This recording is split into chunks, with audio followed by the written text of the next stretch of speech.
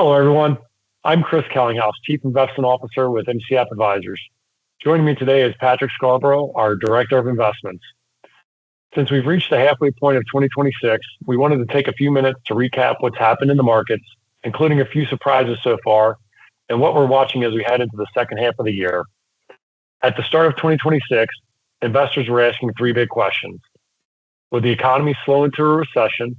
Would inflation continue falling? And would the stock market finally broaden beyond the Magnificent Seven technology companies? 6 months later, we have some answers. The biggest takeaway is that the U.S. economy has remained far more resilient than many expected. Consumers have continued spending, concerns over the labor market have subsided, corporate earnings have grown, and manufacturing has actually returned to expansion. That's a very different backdrop than what many investors feared coming into the year. The biggest surprise, however, has been inflation. While inflation is still well below the highs of 2022, it picked back up during the second quarter, driven largely higher by energy prices following the conflict with Iran. That means the path back to the Federal Reserve's long-term inflation target of 2 to 2.5% is likely to take longer than investors expected, and interest rates may stay higher for longer as well. The encouraging news is that today's inflation looks very different than it did several years ago. We're seeing inflation alongside economic growth, healthy employment, and expanding corporate profits, not alongside a weakening economy. Markets reflected that strength. One of the healthiest developments this year has been the broadening of market leadership.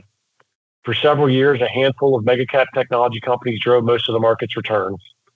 This chart shows calendar year returns for various asset classes over the past 10 years. As you can see, the colors leading this year are different than last year and the year before. In the first half of 2026, we saw participation expand into small cap stocks, international developed markets, emerging markets, commodities, and parts of the fixed income market. From an investment perspective, that's exactly why diversification matters. We're also seeing fixed income become attractive again. After years of very low yield, bonds are once again providing meaningful income while helping diversify portfolios, something many investors haven't experienced in quite some time. Another key element this year and in the past few years is the boom in artificial intelligence, or AI. Here to talk more about this theme is Patrick, who will take us through some of the benefits and potential risks from the impact of AI, and especially the hyperscalers. Patrick? Thanks, Chris. And yes, artificial intelligence, and specifically that massive amount of spending that's being done by the AI hyperscalers is one of the biggest themes going on in the market today. And this spending is one of the big reasons why the economy has remained resilient. And those returns for the first half of the year were so strong, despite the fact that we've been dealing with major geopolitical turmoil in the Middle East and have had that much higher than expected inflation. So to put the scope of this spending into perspective, so as you see this on the screen there, this is a chart that's put out by JP Morgan, and they look at the actual and forecasted spending by the major hyperscalers: Alphabet, Amazon, Meta, Microsoft, and Oracle. And so you can see last year, these five spent almost a little over $400 billion, which is a really big number. It's more than the previous 2 years combined. And coming into this year, expectations were that they would spend a little over $530 billion. However, here we are at the halfway point of the year. And after the first quarter earnings season, that number is already ballooned up to over $750 billion. So if that comes to fruition, that is more than an 80% increase from last year. And if you look out to 2028, it's expected that their annual spending is going to be close to $1 trillion. So this spending has started to become a private sector stimulus plan for the economy and the financial markets. And it's not just benefiting the technology sector. We saw, as Chris mentioned, that manufacturing's recovered. This is a part of the reason for that story. So we have the industrial companies, they're building data centers, they are working to expand the electrical grid. We have utility companies that are benefiting from that increased electricity demand. And then there's the materials company that are seeing an increase in demand for those critical minerals necessary to support this environment. And it's not just a U.S. phenomena, too. International companies are benefiting. So you saw that the emerging markets had a really strong first half of the year. A big reason for that is that there are a number of AI-related companies in South Korea and Taiwan that had absolutely fantastic first halves of the year. So in many ways, all of this hyperscaler spending has become one of the biggest tailwinds to the economy and the financial markets. But as we look to the future, this big tailwind also might be one of the biggest risks out there. Now, needless to say, shareholders in these hyperscaler companies are expecting a significant payoff to this massive spending in the form of return on investment. Now, the questions are, does this in fact happen? And if so, how quickly does it happen? Right now, forecasts are pretty optimistic. If you look at the FactSet consensus, they're expecting that this CapEx spending will lead to a surge in free cash flow by 2028. That's a very ambitious timeline.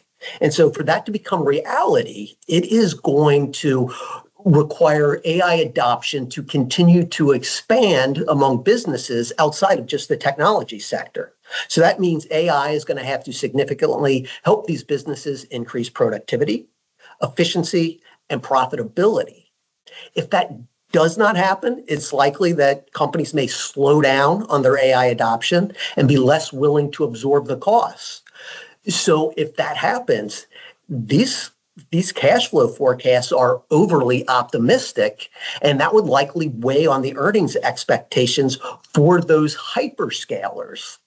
And suddenly, the big risk becomes that they pull back on spending, and now our tailwind has become a future headwind. So a sharp reduction in AI infrastructure spending would likely weigh on earnings for companies across the economy, pressure financial markets, and it might even increase the risk of recession. So I think financial markets are starting to get worried about all of this hyperscaler spending.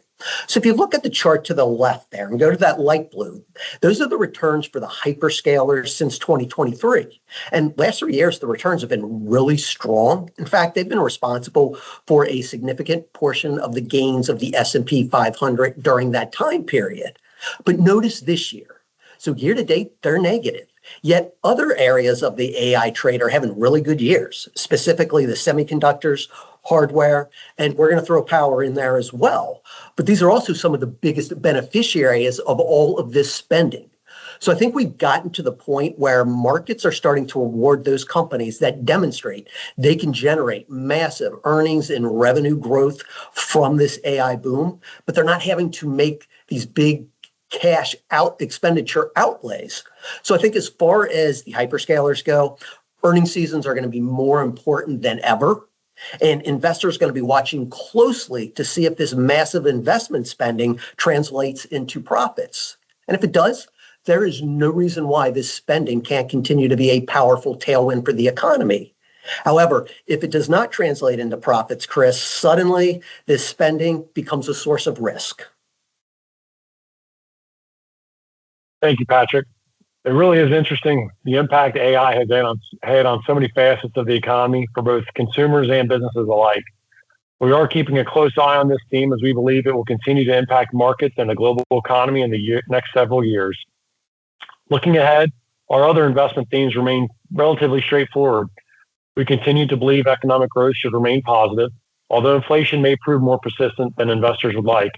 As Patrick mentioned, artificial intelligence continues to be a powerful long-term investment theme, but we're beginning to see its benefits spread beyond just technology companies into other parts of the economy. And perhaps most importantly, the opportunity set for investors has become much broader than it's been over the past several years. Of course, risks remain. We'll continue monitoring inflation, Federal Reserve policy, geopolitical events, impacts of AI and hyperscalers, and corporate earnings. But rather than trying to predict every short-term market move, we believe long-term success comes from maintaining a disciplined investment process and a well-diversified portfolio. It is a midterm election year, so we expect volatility to persist, possibly even increase through the end of the year. But this chart is a great reminder of why we believe it is important to stay invested, stay diversified for the long run. Thank you for your continued trust in MCF Advisors. As always, if you have any questions about your portfolio or financial plan, we are here to help. Thank you.